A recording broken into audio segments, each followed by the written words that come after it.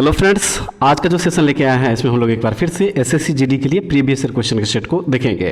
13/1/2023 shift 4 का question है ये। और फ्रेंड्स आप लोगों को बता दें कि किरण पब्लिकेशन का बुक है ये, और आप लोगों को डेली बेसिस पे जो है पर डे एक सेट कराया जा रहा है। और आज हम लोग जो है इस बुक का सेट नंबर 16 देखेंगे। सेट नंबर 1 से लेकर 15 तक का वीडियो जो है ऑलरेडी अपलोड कर दिया गया है। तो अगर आप लोग उस वीडियो को नहीं देखें तो इस वीडियो के डिस्क्रिप्शन उसका लिंक दिया गया, आप लोग यहाँ से देख लीजिए। और अगर आप लोगों को इसका पीडीएफ चाहिए तो हमारे टेलीग्राम चैनल विलेजर्स कॉन्सेप्ट को ज्वाइन कर लीजिए, वहाँ से इसका पीडीएफ भी आप लोगों को मिल जाएगा रिवीजन करने के लिए। फ्रेंड्स अगर चैनल पे नए विजिट करेंगे तो प्लीज़ इस चैनल को सब्सक्राइब कर लीजिएगा, और बगल में जो घंटी का निशान होगा उसको प्रेस करना बिल्कुल मत भूलिएगा, ताकि जैसे वीडियो अपलोड करेंगे तो उसका नोटिफिकेशन आप लोगों के पास जल्द से जल्द पहुँचेगा। ठीक है, तो चलिए शुरू करते हैं आज का सेशन। और इसमें हम लोग जीके जीएस और करंट अफेयर्स का जो क्वेश्चन है उसको देखेंगे। मैथ और रीजनिंग का जो क्वेश्चन है उसको आप लोग खुद से पीडीएफ जो अपलोड करेंगे तो डाउनलोड करके खुद से सॉल्व कर लीजिएगा। ठीक है दोस्तों, और इसमें देखिए क्वेश्चन नंबर 1 से लेकर जो 20 तक का क्वेश्चन है वो रीजनिंग का क्वेश्चन है। तो हम लोग क्वेश्चन नंबर 21 से जो है देखेंगे। क्वेश्चन नंबर 21 में जो है देखिए यहाँ पे दिया गया है सामान्य ज्ञान एवं सामान्य जानकारी के क्वेश्चन जो है 21 से शुरू हुआ है। तो क्वेश्चन नंबर 21 में कह रहा है कि संथाल नामक जनजातीय समूह में बगावत कर दी थी किस ईस्वी में। संथाल नामक जनजातीय समूह जो है वह किस ईस्वी में बगावत कर दी थी। सही आंसर इस क्वेश्चन का ऑप्शन नंबर 2 1855 ईस्वी हो जाएगा। ठीक है, 1855 ईस्वी जो है इसका देखिए बिल्कुल सही हो जाएगा। वर्तमान झारखंड में संथाल विद्रोह जो है वह ब्रिटिश ईस्ट इंडिया कंपनी और जमींदारी व्यवस्था दोनों के खिलाफ था, जो कि 1855 ईस्वी में जो है इन लोगों के द्वारा बगावत किया गया था। तो ऑप्शन नंबर 2 हो जाएगा बिल्कुल सही।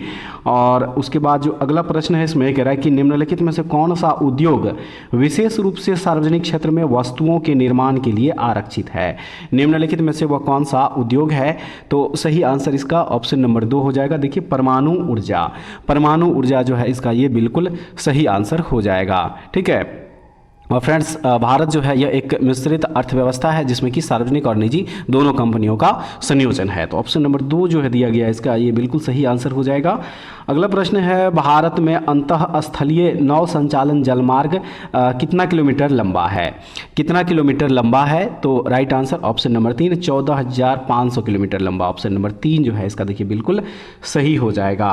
और उसके बाद नेक्स्ट क्वेश्चन है इसमें कि 6 से 14 वर्ष की आयु वर्ग के बच्चों के लिए अनिवार्य शिक्षा का प्रावधान किस संविधान संशोधन द्वारा किया गया है। किस संविधान संशोधन के द्वारा जो है ये किया गया है। तो ये किया गया है 86वें संविधान संशोधन के द्वारा। ठीक है, 86वें संविधान संशोधन 2002 के द्वारा जो है ये किया गया है। ठीक है, तो ऑप्शन नंबर जो 4 दिया गया है ये बिल्कुल सही हो जाएगा। और नेक्स्ट क्वेश्चन है इसमें कि तारामंडल उर्सा मेजर किसके नाम से भी जाना जाता है। किसके नाम से भी ये जाना जाता है। तो ये जाना जाता है देखिए द ग्रेट बियर के नाम से भी। तो ऑप्शन नंबर 4 हो जाएगा इसका सही आंसर।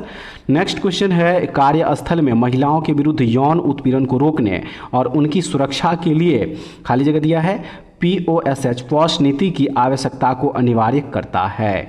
तो चलिए इसका पहले ऑप्शन देख लीजिए। देखिए 4 ऑप्शन जो दिया गया है तो सही आंसर जो इसका हो जाएगा वो ऑप्शन नंबर 3 कार्यस्थल पर महिलाओं का यौन उत्पीड़न जो है रोकथाम निषेध और निवारण अधिनियम 2013 के तहत किया गया है। तो ऑप्शन नंबर यहाँ पे जो 3 दिया गया है ये बिल्कुल सही हो जाएगा।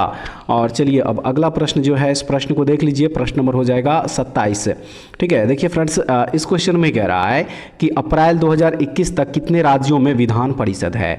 अप्रैल 2021 तक कितने राज्यों में विधान परिषद है। सही आंसर ऑप्शन नंबर 2 6 राज्यों में। ठीक है, 6 राज्यों में जो है फ्रेंड्स देखिए विधान परिषद है वर्तमान में भी। ऑप्शन नंबर 2 हो जाएगा बिल्कुल सही। और वो 6 राज्य है, पहला हो जाएगा देखिए आंध्र प्रदेश, दूसरा तेलंगाना है, तीसरा हो जाएगा उत्तर प्रदेश, चौथा बिहार, पांचवा महाराष्ट्र और छठा जो है वह कर्नाटक राज्य है। तो ऑप्शन नंबर यहाँ पे जो 2 दिया गया ये बिल्कुल सही हो जाएगा।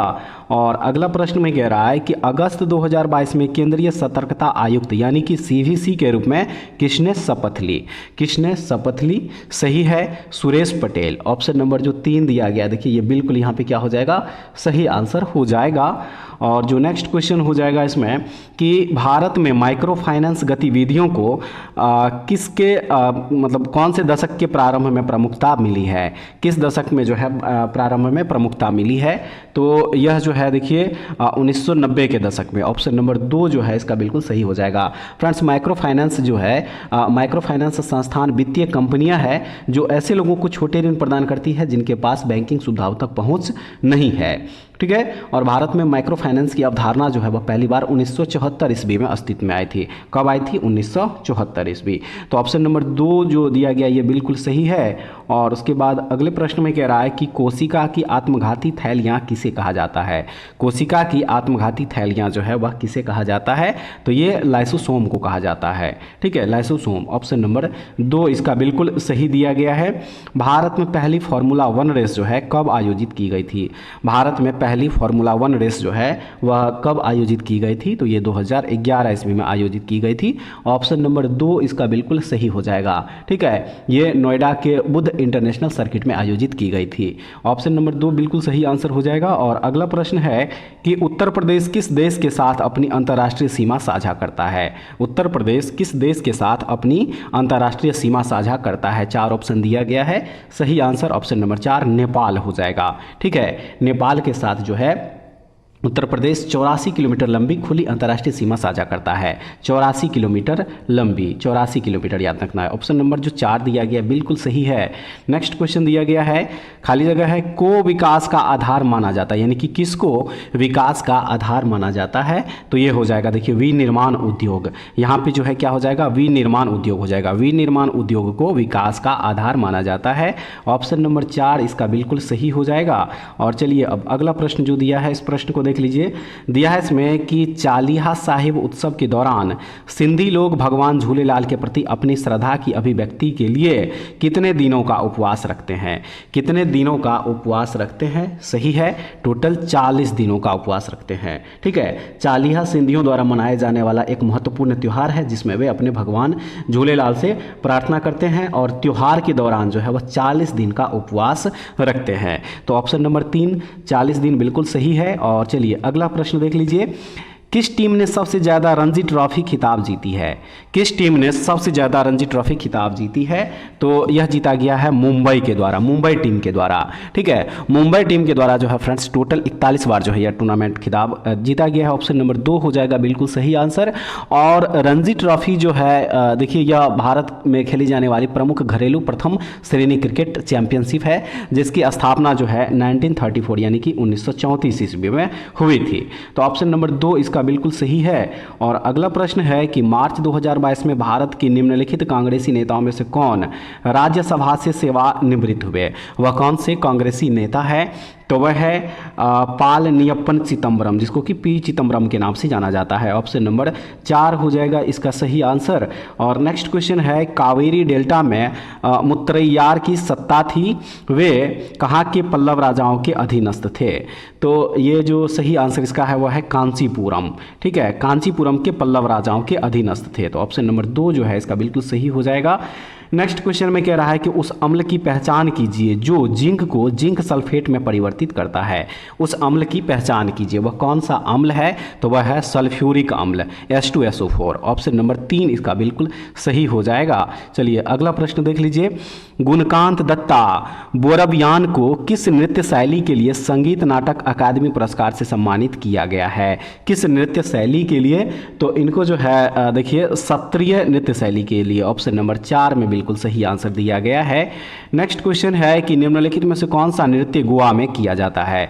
कौन सा नृत्य गोवा में किया जाता है? तो ये किया जाता है फुगरी नृत्य। ठीक है, फुगरी नृत्य जो है यह गोवा में किया जाता है। ऑप्शन नंबर 4 इसका हो जाएगा बिल्कुल सही। और उसके बाद जो है अब यहाँ से देखिए क्वेश्चन नंबर 41 से लेके फ्रेंड्स 60 तक जो है मैथ का क्वेश्चन है, तो इसको आप लोग खुद से सॉल्व कर लीजिएगा।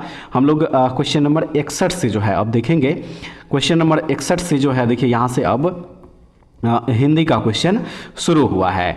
तो इसमें कह रहा है कि वे जन्म पर्यंत ब्रह्मचारी रहे।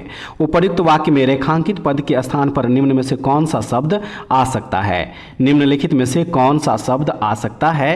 तो सही आंसर जो हो जाएगा इस क्वेश्चन का वो ऑप्शन नंबर यहाँ पे 1 हो जाएगा, आजन्म हो जाएगा। ठीक है, जन्म पर्यंत के स्थान पर जो है आजन्म शब्द जो है यूज हो सकता है। तो ऑप्शन नंबर 1 बिल्कुल सही हो जाएगा।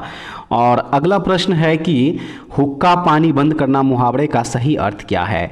हुक्का पानी बंद करना मुहावरे का सही अर्थ क्या है, तो इस मुहावरे का सही अर्थ है जाति से बहिष्कृत करना। जाति से क्या करना, बहिष्कृत करना। ऑप्शन नंबर 3 में बिल्कुल सही आंसर दिया गया है।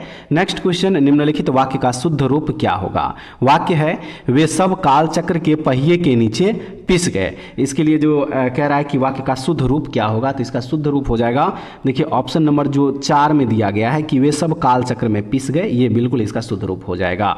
तो ऑप्शन नंबर 4 बिल्कुल सही आंसर दिया गया है।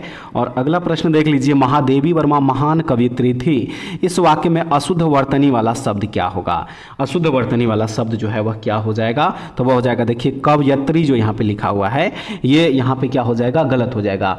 कवियत्री जो है फ्रेंड्स इस तरह से नहीं लिखा जाता है, ये जो है देखिए इस तरह से जो है ये कवित्री लिखा जाता है। तो इसलिए ऑप्शन नंबर 1 बिल्कुल सही आंसर दिया गया है। और अगला प्रश्न है, नीचे दिए गए शब्द के लिए उचित वाक्यांश दिए गए विकल्पों में से चुनिए। अन्यमनस्क दिया गया है, इसके जगह पे जो है कौन सा जो है ये जो शब्द है अन्यमनस्क, इसके लिए कौन से वाक्यांश का प्रयोग यहाँ पे हो जाएगा, तो वह हो जाएगा देखिए जिसका मन किसी दूसरी ओर लगा हो, यानी ऑप्शन नंबर 4 हो जाएगा बिल्कुल सही। अगला प्रश्न है, नाव के पर्यायवाची शब्द से निम्न वाक्य पूर्ण कीजिए। नाव के पर्यायवाची शब्द से वाक्य है नाविक, फिर खाली जगह, से नदी पार कराता है, से नदी पार कराता है। और यहाँ पे क्या करना है, तो नाव का जो पर्यायवाची शब्द होता है उसको यहाँ पे क्या करना है, फिल करना है, कश्ती हो जाएगा। नाव का पर्यायवाची शब्द क्या होता है, कश्ती, जो कि यहाँ पे हो जाएगा, ठीक है, कश्ती हो जाएगा। तो ऑप्शन नंबर 2 बिल्कुल सही हो जाएगा। और चलिए अब अगला प्रश्न देख लीजिए, प्रश्न नंबर 67 में कह रहे कि भगवान विष्णु ने एक अवतार कूर्म के रूप में भी लिया था। उपर्युक्त वाक्य में प्रयुक्त कूर्म शब्द का पर्याय क्या होगा। कूर्म शब्द का पर्यायवाची शब्द यहाँ पे चुनना है, सही है हो जाएगा, देखिए कछुआ जो है यह कूर्म शब्द का पर्यायवाची होता है। तो ऑप्शन नंबर 3 बिल्कुल सही हो जाएगा। और नेक्स्ट क्वेश्चन है कि निम्नलिखित में से कौन सा सार्वनामिक विशेषण शब्द नहीं है। कौन सा सार्वनामिक विशेषण शब्द इनमें से नहीं है, तो वह हो जाएगा यहाँ पे मैं, ठीक है। मैं जो है देखिए ये सार्वनामिक जो है ये विशेषण हो जाएगा। ऑप्शन नंबर 3 बिल्कुल सही हो जाएगा। आइए अब अगला प्रश्न देखते हैं, दिया है इसमें कि निम्नलिखित विकल्पों में से कौन सा एक वाक्य संयोजक क्रिया विशेषण से संबंध रखता है। तो सही आंसर है ऑप्शन नंबर 1, जहां आप पढ़ेंगे वहां मैं भी पढ़ूंगा, ठीक है। चलिए नेक्स्ट क्वेश्चन देख लीजिए, क्वेश्चन नंबर 70 में दिया गया है कि प्रत्यक्ष को प्रमाण की आवश्यकता नहीं होती। उपर्युक्त वाक्य में रेखांकित शब्द के विलोम शब्द का चयन कीजिए।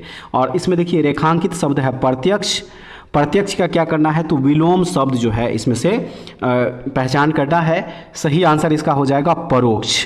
प्रत्यक्ष का विलोम यानी कि उल्टा क्या होता है, परोक्ष होता है। तो ऑप्शन नंबर 1 में परोक्ष दिया गया है, ये बिल्कुल सही आंसर हो जाएगा। अगला प्रश्न है, निम्नलिखित वाक्य में रेखांकित शब्द के सही विलोम से दिए गए वाक्य के रिक्त स्थान की पूर्ति कीजिए। वाक्य दिया गया है, उसका रवैया ढुलमुल नहीं है, वह अपनी बात पर सदैव रहता है।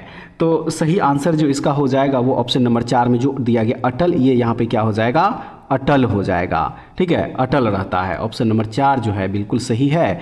और उसके बाद नेक्स्ट है, निम्नलिखित वाक्य में रेखांकित अंश के स्थान पर सबसे उपयुक्त विकल्प निम्न में से कौन सा होगा।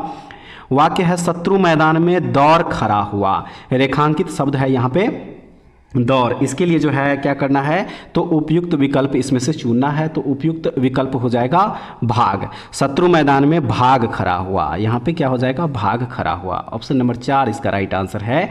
नेक्स्ट क्वेश्चन, घोड़े बेचकर सोना मुहावरे का सही अर्थ क्या है।